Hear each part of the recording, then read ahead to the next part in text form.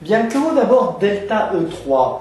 On a ici 7 protons, 8 neutrons, 1 positon. Ici, on a quoi? Un noyau d'azote avec 7 protons, 15 moins 7, 8 neutrons et 1 positon. Donc finalement, entre ici et ici, on a les nucléons séparés de cet atome d'azote et un positon.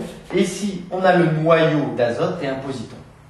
Alors, si on avait fait la transformation inverse, on aurait finalement pris le noyau d'azote et on l'aurait transformé en ces nucléons séparés. Donc, on aurait apporté une énergie qu'on appelle l'énergie de liaison de l'azote. Donc, d'ici à ici, on aurait apporté l'énergie de liaison de l'azote. Donc, ici et ici, delta E3, pourquoi? Tout simplement moins l'énergie de liaison de l'azote. On n'a pas l'énergie de liaison du noyau d'azote, mais on a l'énergie de liaison par nucléon du noyau d'azote.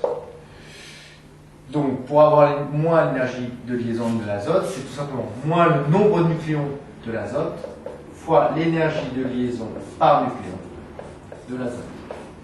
Ce qui nous donne pour delta E3, eh bien tout simplement, delta E3 égale moins A, c'est-à-dire moins 15, parce qu'il y a 15 nucléons dans le noyau d'azote, moins 15 fois l'énergie de liaison par nucléon du noyau d'azote, qui vaut, si mes souvenirs sont exacts, mais je n'ai pas de bons souvenirs, qui vaut 7,699 mètres. Bon. Alors, que vaut maintenant, on calculera plus tard, que vaut la variation d'énergie entre ce noyau d'oxygène et puis le produit final, c'est-à-dire un noyau d'azote et un positon. Ben, delta E est égal à quoi? Tout simplement delta E1, qu'on a calculé précédemment, plus delta E2 qu'on a également calculé précédemment, plus bien le delta E3. Ici. Donc, on fait l'application numérique. Delta E1, c'est 111,9 plus 1,801, tout en mer, hein, plus delta E3 qui vaut moins 15, donc moins 15 fois 7,699.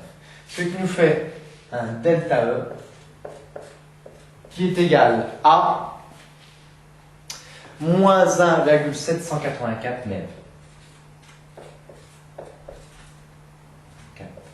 Okay. Alors, cette énergie correspond à quoi? Eh bien, correspond à l'énergie libérée par l'oxygène en se transformant en un atome d'azote et un positon. Cette énergie, pourquoi est-ce qu'on la trouve ici négative? Parce qu'en fait, quand un système fournit de l'énergie à l'extérieur, c'est ce qui se passe ici, eh bien pour elle c'est négatif. C'est pareil, si par rapport à votre porte-monnaie vous donnez de l'argent, pour vous c'est négatif. Et pour la personne qui le reçoit, c'est positif, évidemment. Donc voilà pourquoi on trouve cette valeur négative. Alors généralement, cette énergie libérée, on la prend en mesure algébrique dans tout le cours, on la prend plutôt positive. Donc ici on l'a calculée et on s'est placé par rapport au système noyau. C'est pour ça qu'on trouve une valeur négative.